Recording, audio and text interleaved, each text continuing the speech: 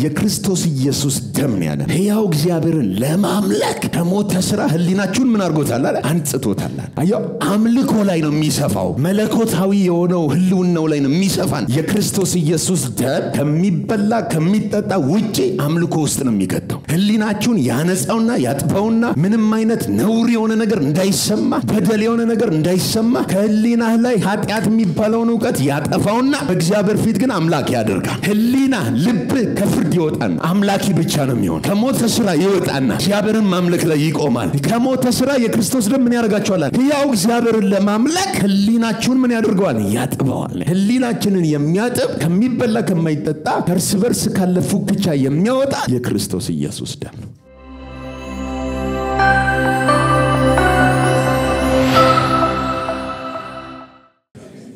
ጌታ ይባረክ። ሮሜ ምዕራፍ 14 ላይ እንክፈትና ሮሜ መጽሐፍ ምዕራፍ 14 ቁጥር 13 እስከ 23 10 ቁጥር ነች። አንድ ላይ ጮክ ብለን ረገጥ አድርገን እናነባዋለን። 1 3 እንግዲህ ከዛሬ ጀምሮ እርስ በርሳችን አንፈራረድ፣ ይልቁን ግን ለወንድም እንቅፋት ወይም ማሰናከያ ማንም እንዳያኖር ይህንን ይቁጠር። ኩራት የሆነ እንደሌለ ሁሉ ቃልነው ተረድቻለሁ። ነገር ግን ማንም እርኩስ እንዲሆን ለሚቆጥር ለእርሱ እርኩስ ነው። ወንድሙንም መብል ከምታሰናክል ከሆንክ እንግዲህ በፍቅር አልተመላለስክም። ክርስቶስም ስለ እርሱ የሞተለትን እርሱን በመብል አታጥፋ። እንግዲህ ለእናንተ ያለው መልካም ነገር አይሰለም። የእግዚአብሔር መንግሥት ጽድቅና ሰላም በመንፈስ ቅዱስ የሆነ ደስታ ናት እንጂ መብል መጠጥ አይደለችምና። እንግዲህ አድርጎ ለክርስቶስ የሚገዛ እግዚአብሔርን ደስ ያሰኛልና በሰውም ዘንድ የተመሰገነ ነው። እንግዲያስ ሰላም የሚቆምበትን እርስ በርሳችንም የምንታነጽበትን እንከተል። በመብል ምክንያት የእግዚአብሔርን ሥራ አታፍርስ። ሁሉ ንጹሕ ነው። በመጠራጠር የተበላ እንደሆነ ግን ለዚያ ሰው ክፉ ነው። ሥጋን አለመብላት ወይንም አለመጠጣት ወንድምን የሚያሰናክልበትን አለማድረግ መልካም ነው። ለአንተ ያለህ እምነት በእግዚአብሔር ፊት ለራስህ ይሆንልህ። ፈትኖ መልካም እንዲሆን በሚቆጥረው ነገር በራሱ ላይ የማይፈርድ ፍርዱ ነው። የሚጠራጠር ግን ቢበላ በእምነት ስላልሆነ ተንኮንኗል። በእምነት ያልሆነ ነገር ሁሉ ኃጢአት ነው። ጌታ ይባረክ። ሮሜ መጽሐፍ ምዕራፍ 12 ጀምረን ኳስ በመሬት እያየን ነው። ኳስ በመሬት በክርስቶስ ኢየሱስ ለ11 ምዕራፎች ከምዕራፍ 1 ጀምሮ እስከ 11ኛው ምዕራፍ ድረስ እግዚአብሔር በክርስቶስ ኢየሱስ ምን ያደረገንን ያካፈለንን የሰጠንን የጸጋው ሙላት የእርቅ ሰላም እንዲሁም ደግሞ በክርስቶስ ኢየሱስ ያገኘነውን ልጅነት የልጅነትን መንፈስ ደግሞም ጽድቅን የጽድቅን ስጦታ የኃጢአት ባሪያ ከመሆን ወጥተን የጸጋው ባሪያ መሆንን በእምነት ከመጽደቃችን የተነሳ ከእግዚአብሔር ጋር የጥል ግድግዳ እንደሌለን ለአሮጌው ሰው ለኃጢአት ተፈጥሮ እንደሞትን በክርስቶስ ኢየሱስ ለአዲሱ ከሙታን ለተነሳው ለእግዚአብሔር ልጅ ለሱ እንድንሆን ጸጋን እንደተካፈልን መጽሐፍ በጥልቀት ወንጌልን ያወራናል። ከክርስቶስ ጀምሮ ክርስቶስ ላይ ነው የሚጨርሰው። ወንጌል ስለ ልጁ ስለ ኢየሱስ ክርስቶስ እንጂ ስለ ሰው ስለ ባህል ስለ ምናምን አይደለም። አሁን እዚህ ቁጥር 14 ምዕራፍ 14 ላይ ስንደርስ የእግዚአብሔር መንግስት መብልና መጠጥ አይደለችም ይላል። መብልና መጠጥ አይደለችም። ምዕራፍ 1 ላይ ግን ነግሮናል አስረግጦ ምን ብሎ ወንጌል ስለ ልጁ ስለማን ነው? ስለ ኢየሱስ ክርስቶስ ነው፣ ስለ ሌላ አይደለም። በስጋ ከዳዊት ዘር ስለሆነው በቅድስና መንፈስ ግን ከሙታን በመነሳት በኃይል የእግዚአብሔር ልጅ ሆኖ ስለተገለጠው ስለ ጌታችን ስለ ኢየሱስ ነው። ወንጌል ሰው ነው። ወንጌል ከሞት የተነሳ በእግዚአብሔር ቀኝ የከበረ ሰው ነው። ስለዚህ ወንጌል ስለ ሰው ነው ስለ ኢየሱስ ነው ከሙታን ስለተነሳው ነው በመጽሐፍ ተግሊል አስቀድሞ ስለተነገረለት የትንቢት ፍጻሜ ስለሆነው ስለ ኢየሱስ ክርስቶስ ነው ይሄንን አጠቃላይ የመጽሐፍትን እውነት እየሰበከን እያስተማረን መጥቶ በተለይ የመጨረሻዋን ያየናት ከ9 እስከ 11 በእስራኤልና በአይሁዳዊና በአሕዛብ መካከል ያለውን የጥል ግድግዳ እንዴት አድርጎ እግዚአብሔር እንደፈጠረውም እንዳፈረሰውም ይነግረናል አንደኛው በአይሁድ ላይ ድንዛዜን እግዚአብሔር እንዳደረገ ይሄ ደግሞ አሕዛብ ምን ይሆኑ ዘንድ ነው አለን አንዳንዶች ይድኑ ዘንድ አሕዛብ ወደ እግዚአብሔር መንግስት ይጨመሩ ዘንድ ነው ብሎናል የሚወደውን እልህኛ ያደርገዋል የሚወደውን ደግሞ ይምረዋል ብሎ እግዚአብሔር ሁለቱንም በመውደድና በፍቅር ውስጥ የሚሸከም አምላክ እንደሆነ አስረግጦ ይነግረናል የእግዚአብሔር ፈቃድ ያለበት ወንጌል በግልጽ ከሰማን እስከ 11ኛው ምዕራፍ ድረስ የእግዚአብሔር ዓላማ ሰውን ሁሉ ይድኑ ዘንድ በምህረት ምን ማድረግ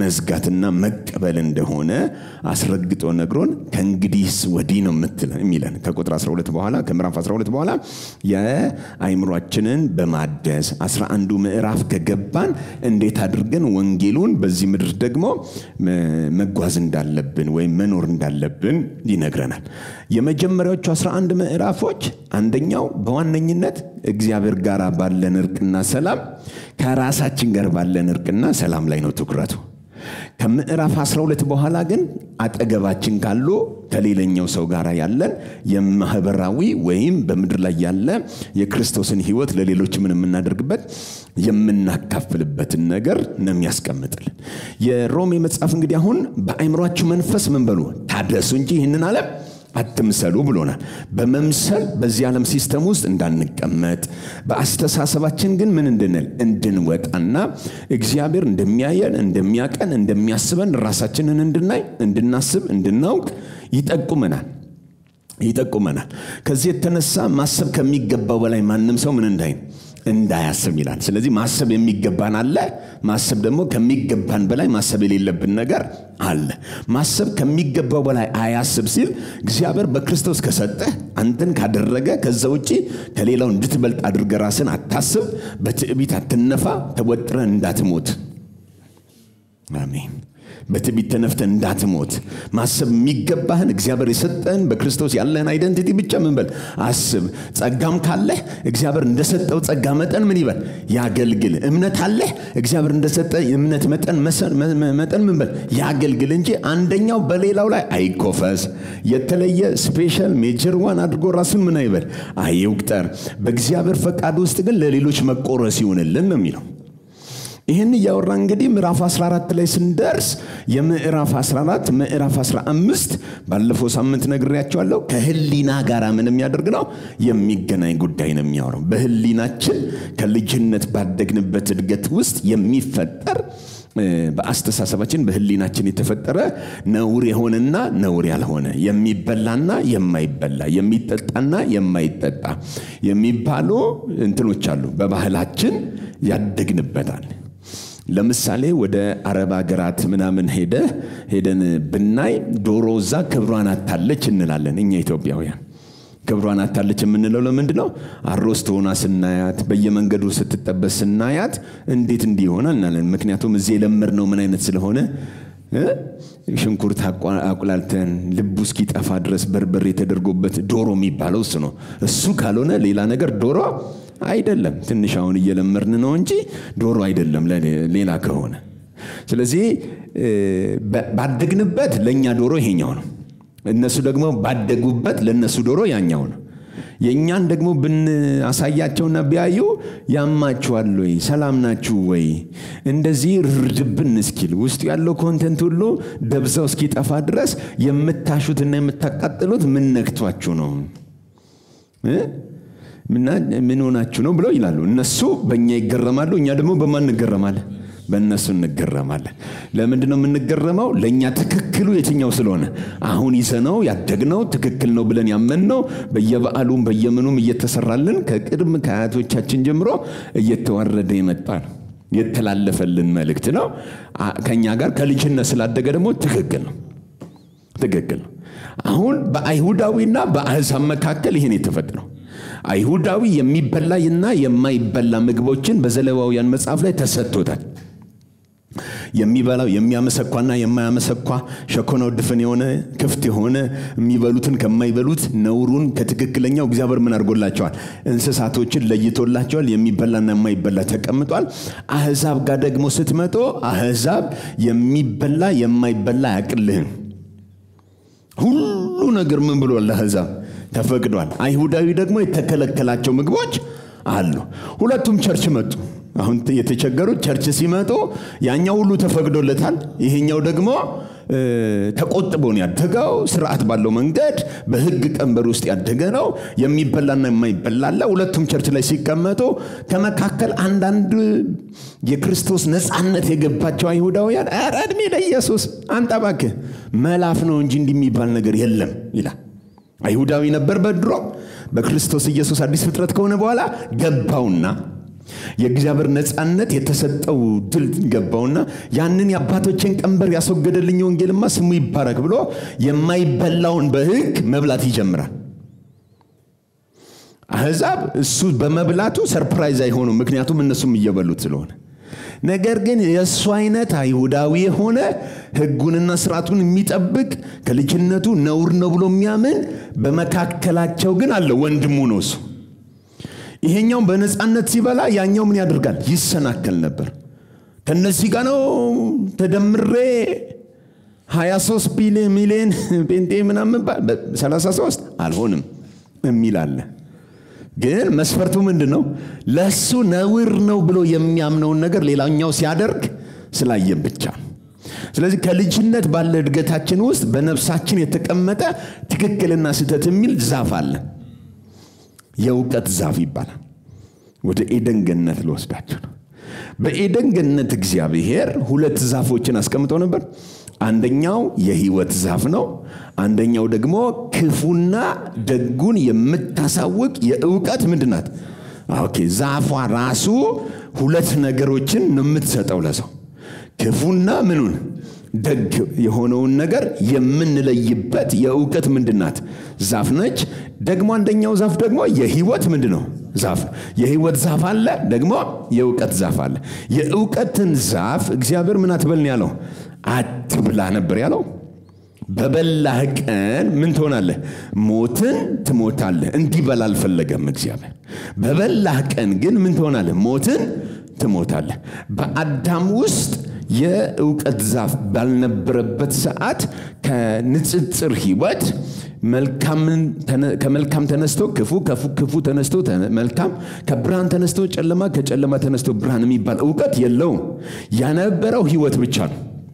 በእግዚአብሔር ህልውና ውስጥ፣ በእግዚአብሔር መንፈስ ውስጥ፣ በእግዚአብሔር መገኘት ውስጥ አብሮ ስለሚያሳልፍ በውስጡ ከባድ እንቅልፍ እንኳን ተጥሎበት ከውስጡ ጋር ሰላማዊና መንፈስ ያለበት ሰው ስለሆነ ምንም ነገር ሰውረ ስራ አጠገቡ ስታደርስ በመገለጥ ይመተዋል።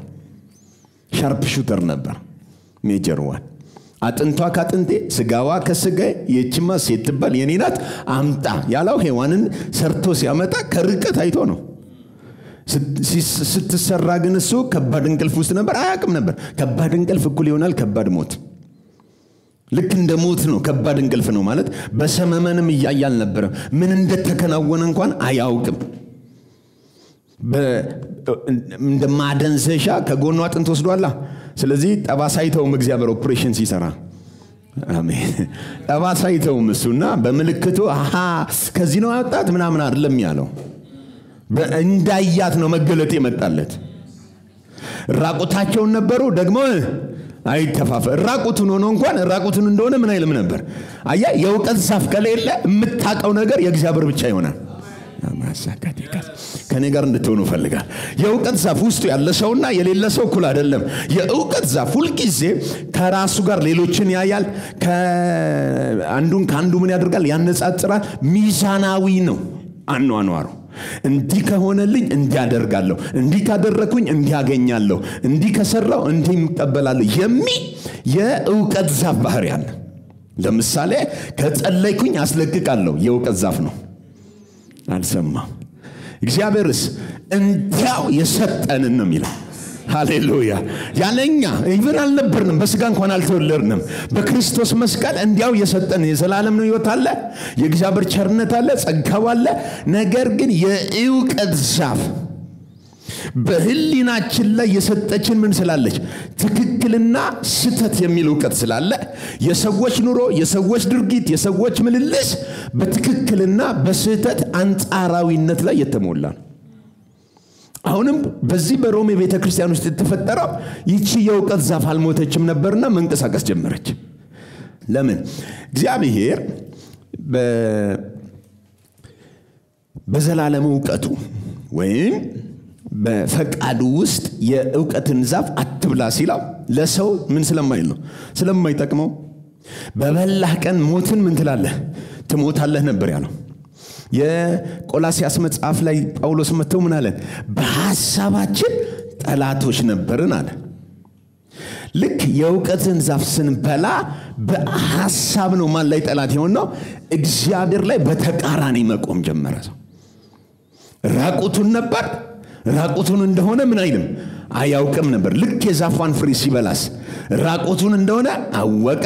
እንዲሆኝ በእግዚአብሔር ፊት ምን አልልም አልቀርብም ብሎ በእግዚአብሔር ፊት ለመቅረብ ኮባ መስፋት አለብኝ የሚል ልብስ መስራት አለብኝ የሚለውን ዕውቀት ያመጣው ከበላት ዛፍ የተነሳ ነው። ይሄ ዕውቀት ግን እግዚአብሔር ጋር አልነበረም። መጥቶ አዳም ወዴት ነህ ሲለው አይ ራቁቴን ስለሆንኩኝ ፈራው ከዛስ ተደበቅኩኝ ያለው። የእግዚአብሔር ጥያቄ ራቁትን እንደሆንክ ማን? ሃሌሉያ! ማን የነገረ? ይሄ ዕውቀት እኔ ጋር አይመነጭም። ከኔ ዓለም ላይ የፈሰሰ አይደለም። ከምድር መጀመር ንጽጽር መጀመር ፈራሁ አለዋ። ፈራው ስለ ፍራትኛ አውርተን አናውቅም። አንተ እንደምትወደኝ እንኳን እርግጠኛ መሆን አቃተኝ ነው ፈራው ማለት። አሱካ እንደምትወደኝ እንኳን ተጠራጠርኩኝ። የሆነ ነገር ከኔ የምትጠብቅ መሰለኝ። ስለዚህ የሆነ ነገር ሰርቼ ማምጣት በሐሳቡ ምን ሆነ? ጠላት ሆነ ከእግዚአብሔር ጋር። እግዚአብሔር ደግሞ ፍጹም ፍቅር ፍርሃትን አውጥቶ ምን ይላል? አየ በፍቅር ምን የለም? ፍርሃት የለም። ፍጹም በሆነ ፍቅር የሚወደንን ሰው እንደማንፈራው እግዚአብሔር ይቀጣኛል ብሎ የሚፈራ ሰው ፍቅሩ ፍጹም ምን ያክል በፍጹም ፍቅር እንደወደደው ገና ያላረጋገጠ ያላወቀ ሰው ነው። ስለዚህ ነፍሳችን ላይ ነው የተፈጠረችው። የዕውቀት ዛፍ የፈጠረችው ልዩነት ያመጣችው ምን ላይ ነው? በአስተሳሰብ ነው ልዩነት የመጣው። አሁንም ቸርች ውስጥ አንደኛው ከሌላኛው ሰው የሚለያይበት በአስተሳሰብ ነው። በአስተሳሰብ ነው ስንል የጌታን ፈቃድ ወይም ሐሳቡን ማወቅና መከተል መልካም ነው። አሁን ግን በዚህ በሮም ቤተክርስቲያን ውስጥ የተፈጠረው ልዩነት በቀን ተቀን የህይወት ምልልሳቸው ላይ የሚያደርጉት አንዱ ነውር ነው ብሎ ከልጅነቱ ይዞት የመጣለ በእምነት ገና ደካማ ነው። የክርስቶስን ነጻነት ምን ያላረገ ነው? ያላጣጣመ። ለክርስቶስ ኢየሱስ ያለውን የወንጌል እውነት በትክክል ነፍሱ ላይ ያላተመ ያለውን ነጻነት ለመጠቀም ብቁ ያልሆነ። ይሄ ማለት ምንም ቢሆን የፈለገው ቢሆን የሚል ነው። ወንጌል ሰብካችሁ ሲጨርሱ ልክ ነው ግን የፈለገው ቢሆን ይላል። ለምን? ከህሊናው የተነሳ ለሱ የሚከብደው ነገር አለ። በጣም ይከብዳል። ባይዘው አንዳንድ ኃጢያቶች እኛ ጭንቅላት ላይ ከባድ ስለሆኑ ነው ሰዎችን ይቅር ማንላቸው። እኛ ነፍስ ላይ በጣም ከባድ ናቸው። በእግዚአብሔር ዓለም ይቅር የተባለ ሆኖ ሰዎቹ ተቀባይነት አግኝተው በእግዚአብሔር፣ እኛ ግን መፍታትና ይቅር ብለን እነሱን መቀበል ይከብድናል። የሚከብደን ምክንያቱ ምንድነው? እኛ ውስጥ ካለው ነገር የተነሳ ነው። ከእግዚአብሔር አንፃር ሰዎቹ ተስማምተው ከእግዚአብሔር ጋር ይቅርታ ጠይቀው ፏ ብለው እየኖሩ እኮ ነው። እኛ ነፍስ ውስጥ ግን ያስቀመጡት ነገር አለ። እኛ ነፍስ ደግሞ ከባድ ብለን ያዝናታለች፣ ቀላል ብለን ያዝናታለች። አሜን። ለምሳሌ አሁን ውሸት ቀላል ኃጢአት ነው። ጌታ ስሙ ይባረክና ምንድነው ለኢትዮጵያውያን ውሸት ምንድነው? ኖርማል ነው። ምን በጣም ቀላል ነው። በጣም ከባድ የምንለው ደግሞ አለ። ዝሙት፣ ርኩሰት ወይ ጣዖትን ማምለክ። ኦኬ እዛ ሰፈር የለንም እኛ ምንድነው እያለ ነው አንዳንድ ሰው። አሁን ዝሙት ሲባል ራሱ ነፍሳችን ልካው፣ ውሸት ሲባል ኖርማል ነው ራሱ አይምሮአችን ለምዶታል። ያው ለምዶት ትክክልና በቃ ዝሙት ሲባል ነፍስ ጋር እንኳን የቃላቱ ክብደት ይለያያል ሲመጣ። የዕውቀት ዛፍ ባህሪዋ ነው። ታይና አሁን ይሰውዬ ምንድነው ገላለች ትተረጉማለች፣ ተመነዝራለች። በቢጫው በአረንጓዴው በሰማያዊው ትተረጉምና ይሄ ልክ ነው ይሄ ልክ አይደለም ብላ ነው የምትወጣው። የእውቀት ዛፍ በሰው ውስጥ ህሊናውን ምንድነው ያደረገችው? ለመልካምና ለክፉ ንቁን ያደረገችው። ለእግዚአብሔር ሰርቶ ለመባረክ ምንድነው ያደረገችው? ንቁን ያደረገችው። ሐዋርያው ጳውሎስ መጣና እኔ በጌታ መንፈስ ሆኜ እመሰክርላችኋል በቁጥር ምዕራፍ 14 ላይ እንዲህ ያላቸው ቁጥር 14 ላይ 14 ላይ በራሱ እርኩስ የሆነ ነገር ስሙት በራሱ ምን የሆነ እርኩስ የሆነ ነገር እንደሌለ በጌታ በኢየሱስ ሆኜ አውቃለሁ። ቆይ በጌታ በኢየሱስ ሆኜ ነው የሚለው ማለት በእውቀት ሳፎኝ ሳይሆን በጌታ በኢየሱስ ሆኜ አንድ ነገር አውቃለሁ፣ አንድ ነገር ተረድቻለሁ። ምን ተረድታል?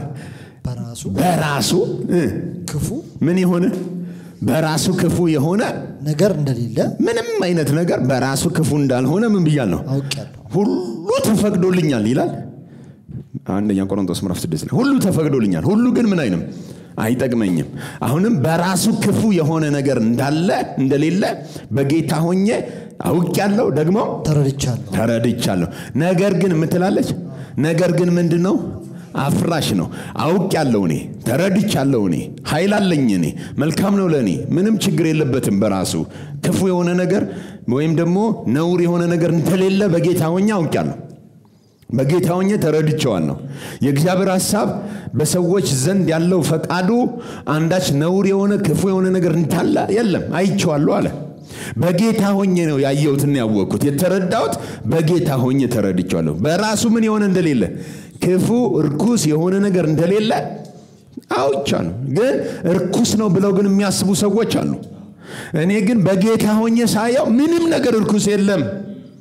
የሚበላና የማይበላ ብለን እንኳን በብሉይ ኪዳን የተለዩትን አሁን በጌታ ሆኜ ሳየው እርኩስ አይደለም፣ የማይበላ አይደለም። ይሄንን በጌታ ነው የተረዳሁት። ይሄንን በእግዚአብሔር ሆኜ በክርስቶስ ሆኜ ነው ምን ያልኩት ያወቅኩት። ነገር ግን ምንም እርኩስ እንዲሆን ስሙት ምንም እርኩስ እንዲሆን ለሚቆጥር ለእርሱ ምን ለሚቆጥር ለእርሱ እርኩስ ነው። ምንድነው እርኩስ ነው? ምን እንደሆነ ለሚቆጥር ሰው እርኩስ ነው። አሁን በጌታ በኢየሱስ እርኩስ አይደለም። ግን አንድ ሰው እርኩስ እንደሆነ አንድ ነገር ከቆጠረ አለ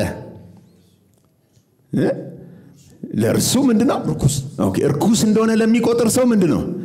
በክርስቶስ ሲሆን እርኩስ አይደለም ነገርየው። በሰውየው ስትሆን ግን እርኩስ ነው። ስለዚህ አሁን አንዳንድ ጀጅመንታል ሜንታሊቲ ያላቸው ሰዎች ነገሩን አይተው ብቻ ወዲያው ፍርድ ይሰጣሉ። በእነሱ ጭንቅላት ወይም በእነሱ አስተሳሰብ አንተ ትክክል አይደለም። ስለዚህ በህሊናቸው ልክና ትክክልና ስተት ብለው የመዘገቡት ስላለ እንደዛ አይነት አካሄድ ከሌለ እነሱ እንደሚያወሩት ካላወራ እንደሱ እንደሚራመዱት ካልተራመድክ በእነሱ አይምሮ ውስጥ መቼም ትክክል አትሆንም። እርኩስ ነህ ለነሱ፣ ሐሳዊ ነህ ለነሱ፣ ህዝብን የምታጠፋ ነህ ለነሱ። ምክንያቱም በህሊናቸው የሚያውቁት ሌላ ነው። ለምሳሌ አሁን እንደዚህ ሲል እኔ እንደዚህ ስል የሚናደዳል እዚህ ያላችሁትን አላልኩም በቃ ይበሳጫል። በሱ ውስጥ ምን ስለሆነ ኦኬ አሁን በፊት ጸጉሬ አድጎ ነበር አይደል? አሁን ተቆርጬዋለሁ ጌታ ይባረክ። ጸጉሬ ምናምን እንደዚህ እና ጸጉሬን አይተው ብቻ የሚበሽቋሉ። ይሄ ምን የሚሉት ፓስተር ነው? ፓስተራችሁ ምን ጸጉሩ ምንድነው? የጳውሎስም እኔን ሲያዩኝ አለ እንትን ጭባነኛ አለ። ካፌ የሚወጣው ቃል ግን አይለኛ ነው ነበር አይደል? አሁን በእነሱ አይምሮ ውስጥ በትክክል ስሙኝ፣ በእነሱ አይምሮ ውስጥ መቼም ትክክል አልሆነም። ምክንያቱም ለነሱ ጸጉር ነውር ነው። አልሰማው ጸጉር ነውር የሆነበትን ሰውዬ ብትላጭም አያምንም፣ መቼም አያምንም። ምክንያቱም ለሱ ምንድነው? እርኩስ ነህ። እርኩስ እንደሆነ ለሚቆጥር ሰው ለዛ ሰው ምንድነው? እርኩስ ነው። ከህሊናው የተነሳ እኮ ነው የሚያይ። ከእግዚአብሔር የተነሳ ወይም በክርስቶስ ቢያቀ ማንንም በስጋ ያቀም ባለው ውጫዊ አፒራንስህ ማያቅህም በልብስ በመንታደርገው በውጫዊ ነገር ምን አይልም አይመዝንህም የሚያይህ በማን ይሆናል በክርስቶስ ሃሌሉያ በክርስቶስ ሰው ካወቀ መቼም አይሰናከልም በክርስቶስ ግን ብዙ ሰው ምን አይልህም አያውቅም እና ጳውሎስ እኔ ነገርየውን እናንተ የምትጣሉበትን በጌታ ሆኜ ሳየው ርኩስ እንዳልሆነ አውቄያለሁ ነውር እንዳልሆነ ገብቶኛል ተረድቼዋለሁ አለ አሁን ግን ለዛ ሰው አንድ ሰው ግን እናንተ መካከል ርኩስ እንደሆነ ነገሩን ለሚቆጥር ሰው ለዛ ሰው ምንድነው አለ ርኩስ ለዛ ሰው ምንድነው ዮሐንስ መልእክት ላይ አንድ ጥቅስ አለች ጥቅሷ ቁጥሯ እንዳጠፋኝ እንጂ ምዕራፍ 3 ላይ ቁጥር 19 ልባችንም በእኛ ላይ በሚፈርድበት ሁሉ ስሙት ልባችን በማን ላይ በእኛ ላይ ምን በሚፈርድበት ሁሉ ከእውነት እንደሆነን በዚህ እናውቃለን ቆይ ማን በሚፈርድበት ልባችን እንደሚለው እግዚአብሔር የለም እዚህ ጋር ልባችን ምን በሚልበት በሚፈርድበት ነገር ሁሉ ልባችን በእኛ ላይ በሚፈርድበት ሁሉ ከእውነት እንደሆነን በዚህ እናውቃለን እሺ በፊቱም ልባችንን እናሳርፋለን በማን በፊቱም ልባችንን እናሳርፋለን እሺ እግዚአብሔር ከልባችን ይልቅ ታላቅ ነውና እግዚአብሔር ከልባችን ይልቅ ከምናችን ይልቅ ከልባችን ይልቅ እግዚአብሔር ምንድነው ታላቅ ነውና እሺ ሁሉንም ያውቃል እግዚአብሔር ከልባችን ይልቅ ታላቅ ነው ደግሞ ሁሉንም ምን ይላል ያውቃል እሺ ወዳጆቼ ሆይ እሺ ልባችንስ ባይፈርድብን እሺ በእግዚአብሔር ዘንድ ድፍረት አለ እስኪ እንድገማት ይችን ወዳጆቼ ሆይ ልባችንስ ምን ባይፈርድብን እሺ በእግዚአብሔር ዘንድ ድፍረት አለ ኦኬ ሃሌሉያ ኦኬ አሁን ሃሌሉያ እና እኔ አብረን ቆመን ማንንም ሰው ግን ምን እንደማስብ ስላለ ሃሌሉያ አያውቅም የሚያውቃል የለም ስለ ሃሌሉያ ግን ሳየው ስለሱ ሳስብ የኔ ልብ የሚፈርድብኝ ወይም የሚነግረኝ ነገር አለ ልድገመው መጥቼ ሃሌሉያን እንዲያየው ይሄ አንገቱ መቅጨት ነበር ብል ማንንም ሰው ካያውቅ በልቤ ነው ያልኩት በማን ነው ያልኩት በልቤ ነው ያልኩት አንገቱ መቅጨት ነበር ስል ሰማይ ተባብሮ ብሎ መጥቶ አንገት ይቀጫል አይቀጭም ለምን ከኔ ልብ ይልቅ እግዚአብሔር ታላቅ ነው ይኸውልህ የኔ ልብ ተጣልቶታል የእግዚአብሔር ልብ ግን ተቀብሎታል ልባችን ምን በማይልበት አለ በማይፈርድበት ነገር በእግዚአብሔር ፊት ድፍረት አለን ስለዚህ አሁን ሃሌሉያን ሳያው ልቤ ነፃ ከሆነ ግብዝነት በሌለበት በወንድማማች ፍቅር ሄጅም ማቅፈው ከሆነ በሱ ጉዳይ ላይ ልቤ ንጹህ ነውና በእግዚአብሔር ፊትም የምጠየቅበት አንዳች ነገር አሁን እግዚአብሔር አለ በማንም ላይ ምን አይልም አይፈርድም በማንም ላይ አይፈርድም ግን አንዳንድ ሰው ስለ አንድ ነገር በልቡ የሚይዘው አለ ባይምሮ የሚይዘው አለ ስተት ነው ብሎ የሚይዘው አለ ርኩስ ነው ብሎ የሚይዘው አለ ለመቀበል ልቡን ዝግ አድርጎ የሚያየው አለ ስለዚህ እናንተ ልብ ጋር የሚስማማ እግዚአብሔር የለም ከልባችን ይልቅ እግዚአብሔር ምንድነው ታላቅ ነው ከምናስበው በላይ እግዚአብሔር ትልቅ ነው ሌላውን ተውት ስለ ራስ እንኳን ልብ ከሚፈርድብህ በላይ እግዚአብሔር ታላቅ ነው ያንተ ልብ ባንተ ጉዳይ ላይ ኃጢያትን ሲያወራ ያንተ ልብ ባንተ ጉዳይ ላይ የሆነ ስተትን ሲያወጣ እግዚአብሔር ከልባችን ይልቅ ታላቅ ነው ጽድቁን ያያል አንተ ሃሌሉያ ስለዚህ እኔ የሚገባኝ ምን ማድረግ ነው እግዚአብሔር በሚያየው አስተያየት ልቤን ማንጻት ነው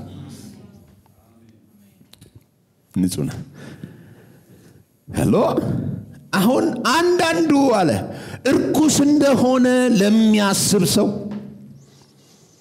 እርኩስ እንደሆነ ለሚያምን ሰው ለዛ ሰው ነገርየው ምንድነው እርኩስ ነው መቼም ንጹህ አይሆንም ፊቴን አይተው ስለማያውቁ አለ ጳውሎስ ይጠሉኛል አለ ፊቱን አይተው ታያውቁ ምን እንደሚያወራ ሰምተው ታያውቁም ግን ይጠሉታል ምን አርጓችሁ ነው አያው ስለሱ በሰሙትና ሆነ ወደ ውስጣቸው በገባው ኢንፎርሜሽን ልባቸው ከነሱ ጋር ምን እንደነው ትክክል ነው ወይም ትክክል አይደለም ወይ ትክክል አይደለም ልባቸው ነው የሚፈርድባቸው አሁን ልባችን በማይፈርድብን አለ እግዚአብሔር ፊት ድፍረታለን ልባችን በማይፈርድበት ነገር በእግዚአብሔር ፊት ምን አለን ግን እግዚአብሔር ከልባችን ይልቅ ምንድነው አልሰማውም ከኛ ልብ ይልቅ እግዚአብሔር ምንድነው ስለዚህ አሁን በሚበላና በማይበላ የሮም ቤተክርስቲያን ውስጥ ካለው ችግር በላይ እግዚአብሔር ትልቅ ነው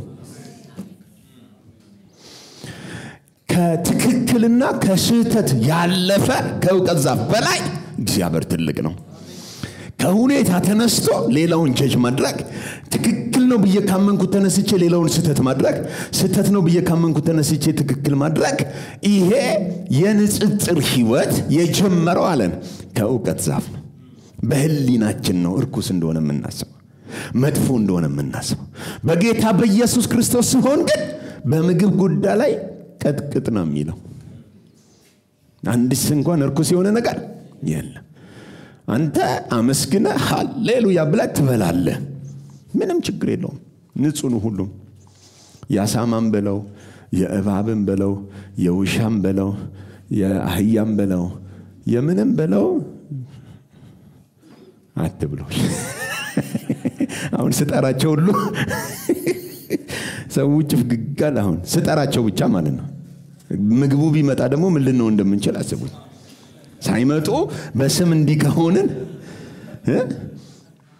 በአካል ቢመጣ ምን anyway አሁን አየው ህሊናችን ልባችን ከልጅነት ይዘን የመጣነው ዕውቀት ፍሬ አይሆንም ወዲያው እንደገና መልመድና መሰልጠን አለበት ቸርች ውስጥ አሁን ለተፈጠረው ጳውሎስ ችግር ምን ይያለ ነው አንዳንድ ሰው በእምነት ነገር ጉዳይ ምንድነው አለ ደካማ ነው በክርስቶስ ያገኘው ነፃነት አልተረዳውም በጣም ሩቅ የሆነ ሰው አለ በቀላሉ መገንዘብ ምን ይላል ይቸገራል ከዚህ የተነሳ ባንተ ድርጊት ይሰናከላል ነው ያለው ይደነግጣል አንዳንዱ ከቸርችም ሊቀር ይችላል በስመ አብ ብሎ ከወሚል የምትበላውን አይቶ የሚሰናከል አለ ከዚህ ይልቅ ወንድም ከሚሰናከል አንተ ለብቻ አለ ሰውየው ወንድም ሳያይ ቀጥቅጥ በጓዳ ሙልጭ አርገ ብላ ይሄው በእግዚአብሔር ፊት ይሁን ድፍረት ይላል እኮ ሰውየው ከሚሰናከል በጓዳ ገብታ ጭፍጭፍ አርገ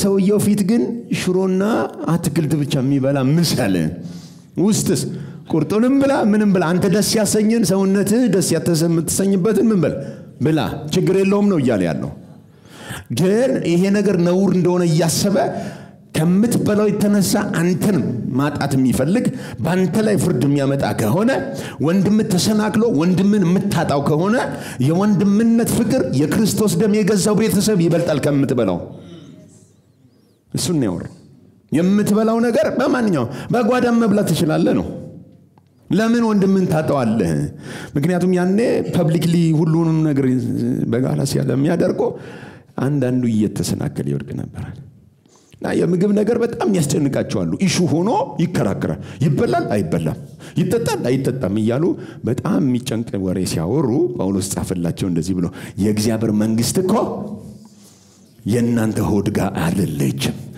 የምግብና የመጠጥ ጉዳይ አይደለም የእግዚአብሔር መንግስት ከሆነ ያገናኘ ስለ ምግብ ምን ያጣላል ባልተገናኘህበት አጀንዳ ትጣላ ነው የተገናኛችሁት በእግዚአብሔር መንግስት ጉዳይ ነው የእግዚአብሔር መንግስት ደግሞ ጽድቅ ሰላም በመንፈስ ቅዱስ የሆነ ምንድነው የእግዚአብሔር መንግስት አጀንዳ ባልሆነ ነገር ላይ አትነጋገሩ ከሰው ጋር አይጠቅምማ የእግዚአብሔር መንግስት አጀንዳው ጽድቅ ሆኖ ሰላም ሆኖ በመንፈስ ቅዱስ የሆነ ደስታ ሆኖ ሌላ ውጫዊ በሆነ ነገር ሰው ይጋጫል ባለባበስ ይጣላል ልክ ነኝ በፀጉር አሰራር ይጣላል አሁን እየቀረ መጣን ኖርማል ሆነ እንጂ ሻሽ ካላሰራችሁ ሴቶቹ ሽሩቤ ወደ ኋላ ካልተሰራችሁ አይደል ጉንጉንም ቢሆን አርጎት ምናምን ይባል ነበር ድሮ ሲሰበክ እንደዚህ ታኩስ ምናምን መድረክ ላይ ሴት ልጅ ፀጉሯ እንደዚህ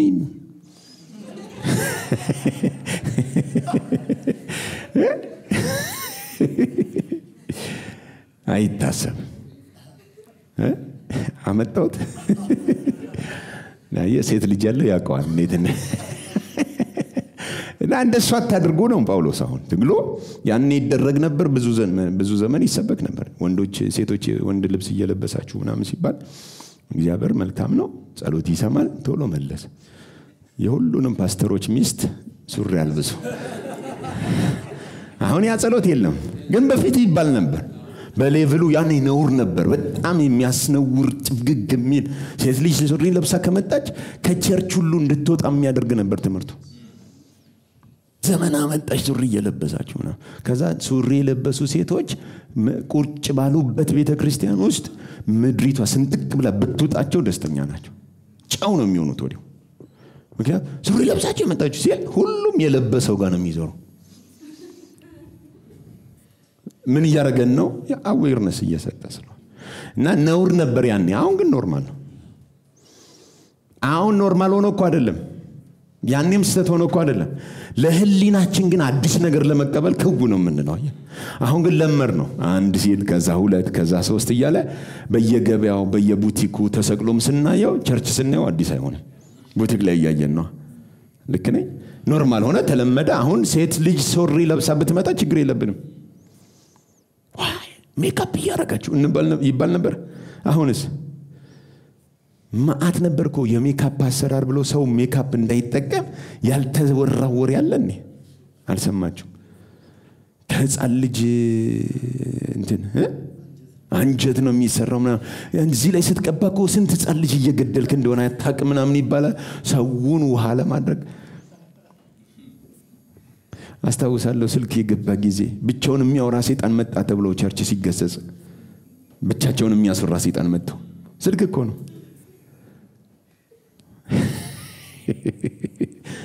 ጌታ ይርዳን አንዲት ነጭ ምን አለች እንደዚህ ስደተኞችን ስልጣና የምትሰጥ ከአፍሪካ ወደዛ የሚሄዱትን በትምህርቷ ማለት ስትናገር ማለት አፍሪካ ልጅ 100 ዓመት ነው ወደ ኋላ የቀረው አለች ስንት ዓመት ያካብዱታል እነሱም ግን አንድ 30 ያው 100 ባይሆንም ማለት ለብዙ ነገር ሩቅ ነን ትንሽ አሁን ቲክቶክ እያላመደን ነው መሰለኝ ቤተሰብ እያረገን ነው ይቻላል አለ አንድ አይነት ነገር እየመጣ ነው እንጂ ብዙ ነገር ምን ነበር በፊት ነውር ነበር ከህሊና የተነሳኮ ነው አሁን ለመር ነውና ምንም ነገር ነውር አይደለም ሴት ልጅ ሱሪ ለብሳ ብትመጣ ምንም አንቸገር ምንም ነገር ቢያደርጉ አሁን ምን አንለም በድሮ ጊዜ ግን ምን እንነበር ድሮ ለበለው ያው የ5 ዓመት የ10 ዓመት ታሪክ ነው 10 ዓመት ገደም ጭፍግግም ያረግ ነበር በየቸርቹ የፍርድ አገልግሎት ነው የነበረው እግዚአብሔር ይመታል ይያለ ቀጥታ ከኤልዛቤል ጋር ያገናኙት እዛ የንጉስ ሚስት ነበረች ኤልዛቤል የምትባል ልክ ነኝ የሷ መንፈስ ነው እንደሚያረጋው ከተማዋ ላይ ገብቶ ይላል ሴትዮዋ ሞታ ተቀብራ ይለይም መንፈሷን ለብቻው ይዘው ግን ይዞራሉ ደህና ናቸው ተብሏል አገልጋዮችን በዝሙት የምትጥል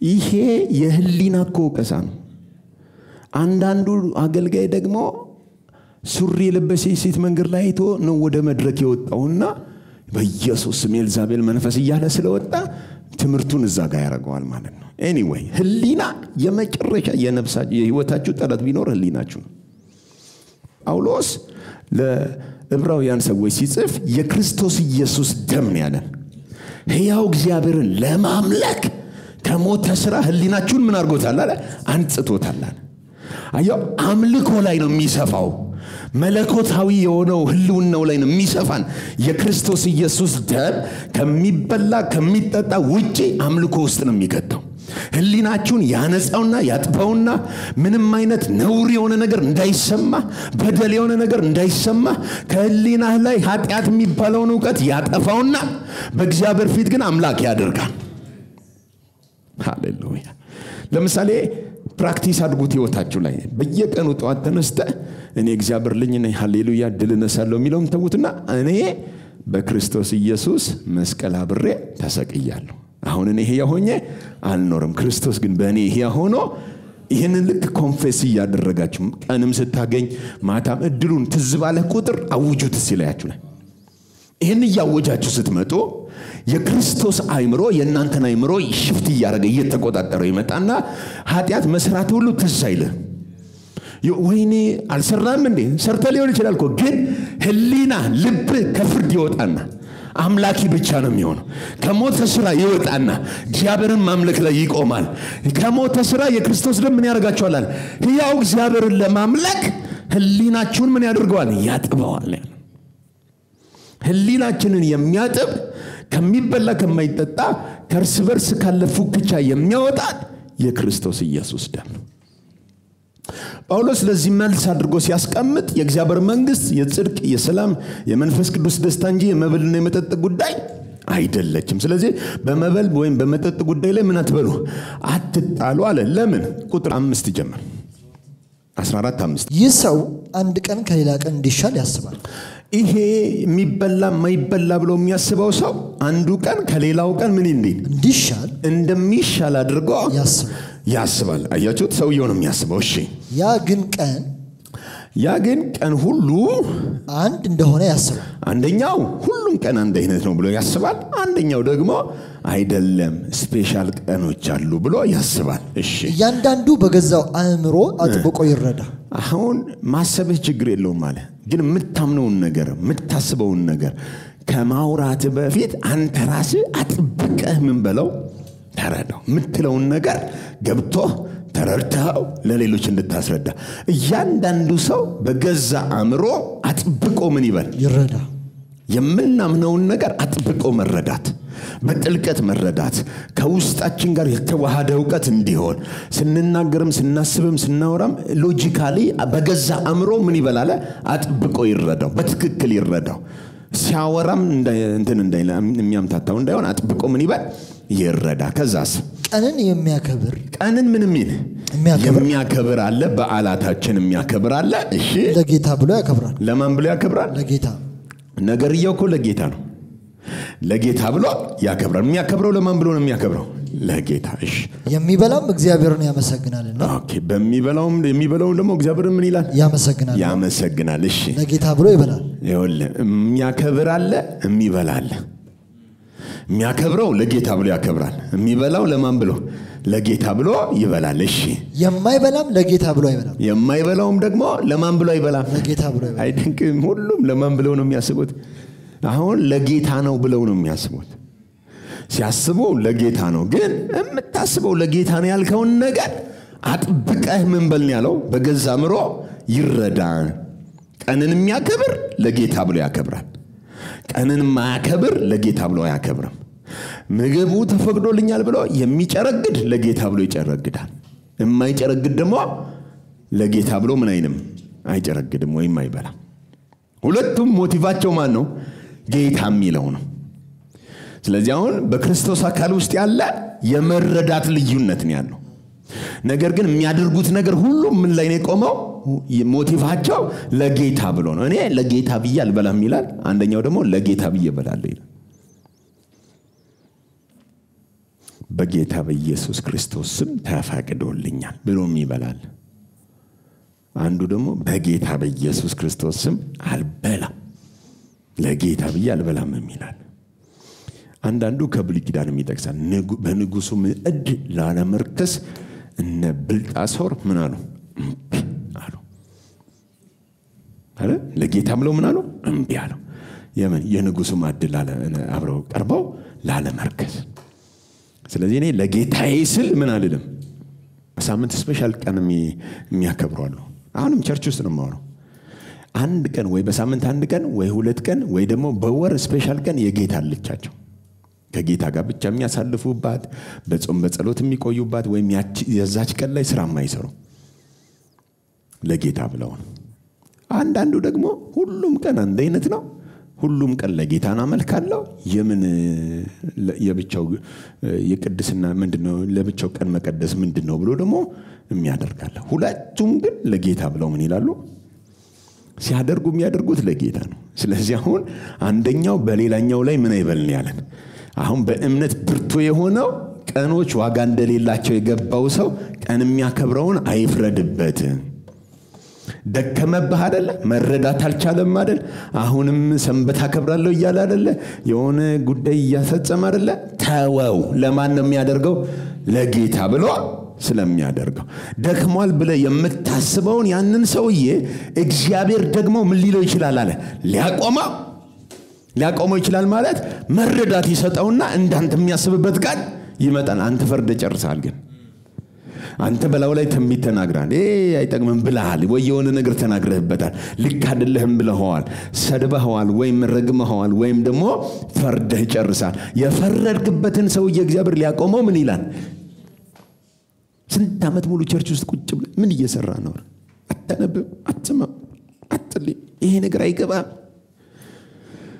ብለኸዋል እግዚአብሔር ግን ሊያቆመው ይችላል ስለዚህ የልብ ንጽህናን አይቶ እግዚአብሔር ይረዳል ነው ዋናው ነጥብ ይሄ እውነት ነው እኛም ህይወት ላይ አይተናል ብዙ ነገር ሳይገባን በየዋህነት እግዚአብሔርን በቅንነት በመከተላችን ያባበለ ብዙ ነገሮች ትክክል እንዳልሆኑ እንኳን ያወቀ ግን ጸሎታችንን ምንልሳችንን ብዙ ነገሮች ምናስበው ነገር ጤናማ እንዳልሆነ ያወቀ ስቲል አሁን እንኳን ባልደረስንበት እንኳን ነገር እግዚአብሔር ተሸክሞን ያለው በቅንነት ማለት ነው ግን እንደምንለወጥ ያምናል እግዚአብሔር ከትናንትናው ስተታችን ዛሬ አቆሞን ምን ያደርጋል ያመላልሰናል ከዛሬው ደግሞ ነገ ተሽለን እንገኛለን ስለዚህ አንዳንድ የደከሙትን አንተ ብርቱ የሆንክ የደካሞችን ሸክም እንበል ተሸከም በመረዳት ገና የሆነውን ተሸከመው ሲያስብ የሚያናድድህን ተሸከመው በአይምሮ ህፃን ሆነብህ ተሸከመው ወደ እውነቱ እስኪደርስ ድረስ ሊያቆመው ምን ይላል አየ ዛሬን አከው የፈረድክበት የተውከውን አካል አለ የነገ መጨረሻውን አታቀውም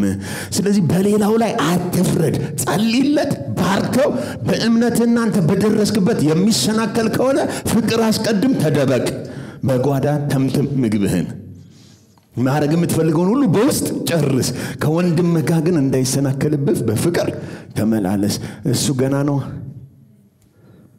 አሜን እሱ ምንድነው ለምሳሌ እኛ የጌታ ራት በወይን ጀመርን የጌታ ራት ትዝ ይላችኋል አታስታውሱ ወይን ከምትባለዋል ዋናው ለምንድን ነው ጌታ ኢየሱስ ይሰጥ በትክክለኛ ወይን ይሰጠው ልክ ነኝ እሱ ኢየሱስ እኮ ይሰጠው ወይን ነው የሚለው እንጂ የጌታ ራት ቪንቶ ሰጠኝ ነው ከዛኛስ ምንድነው ችግሩ ተባለና ያኛው የውጭው ያገሩ ውስጥ ቃናው ህዝቤ ደግሞ ጣጣው ብዙ ነው ስትበጠብጡ አቆረጣችሁት ይላል ከዚህ ሁሉ ምን አጣላን በቃ ዋናውን አድርገን እንትኑን ለክታችሁ በርዛችሁ አርጉ ተባለና ተጀመረ ልክ ሲጀመር አረበስማ ማለት ግማሹ ይደውላል ምንድነው ልታጠጡን ነው እንዴ ልታሰክሩን ነው እንዴ እዛ ጥለነ የመጣ ነው አለ አየው አሁን ከህሊናቸው የተነሳ የሚፈልገው ህዝቡ ምንድነው ቪንቶ ነው አሁን በወይን ስላደረግ ነው ያ ቸርች በመጠጥ ያምናል ከሚል ወንድማችንን ከምናጣው ቪንቶ አድርገን አብረን ነው ይሄንን ያለው ጳውሎስ በጋራ በቪንቶ አምልኩ ወንድሜን ምን አትበለው አታሰናክለው ማለት ይሄ ነው ነፃነታችን እኮ ነው ምንም ችግር የለውም ነፃነታችን ነው ማንም እኮ አይከለክለንም በወይን ነው ኢየሱስ ያደረገው እኛም ብናደርገው ችግር አሁንም ችግር የለውም ባይዘው ግን ከህሊናው የተነሳ ግን ሽክክ የሚለው አለ አንዳንዱ ደግሞ ራቱን ይዞ እሱን አሳልፉኝ ይላል ከዛስ በቃ 1 2 3 ኮሜንቱ እየበዛ እየጨመረ ሲመጣ ለህሊና ሲባል ምን ተባለ ወደ ቪንቶ ተመለሰ አሁን ወደ ቪንቶ ሲመለስ ሰላም ነው ኮሜንት የለ ሃሌሉያ ነው ወርገን ጌታን አምልከን ነው የምንሄደው አሜን ግን ያኛውን አሁን በቪንቶ ቸርች ስለጀመረች እንጂ መጀመሪያ ቸርች በወይን ጀምራስ ቢሆን ቸርች ስንመጣ በወይን ቢሆንስ የጀመርነው ከህሊናችን ጋር ተስማምቶ እየለጠለጥ ነው ነበርኩ ስለዚህ አሁን የትኛው ጋር ነው ችግሩ ህሊና ጋር ነው አሁን ጳውሎስም በህሊናቸው ደካማ ይሆኑ የክርስቶስን የእምነት ነፃነት ገና ምን ያላረጉ የማያጣጥሙ ሩቅ የሆኑ ሰዎች አሉ ከሚሰናከሉበት ፍቅር ይቅደም እሱን እቀፈዋል ግን ብዙ ጊዜ እንደዚህ አይነት ሰዎች አይዘልቁም ወይኑ አለው ቨንቶ ስናደርግ ደግሞ የሉም ምን ላውራ ነው ተጓዥ ጠቃሾች ወይም ኮሜንት የሚያደርጉ ኮመን ባህሪያቸው የሆኑ ሰዎች አሉ እነሱ ከሚፈልጉት ውጪ ኮሜንት ለየት ሲል እንትንም ይመስላቸው ማለት ግን ከህሊናችን ይልቅ የእግዚአብሔር ፍቅር ይበልጣል የእውቀት ዛፍ ከህይወታችን ተሟጦ ይወጣ በእግዚአብሔር በህይወት ዛፍና በፍቅር ዛፍ መመላለስ ይሆንልን አሜን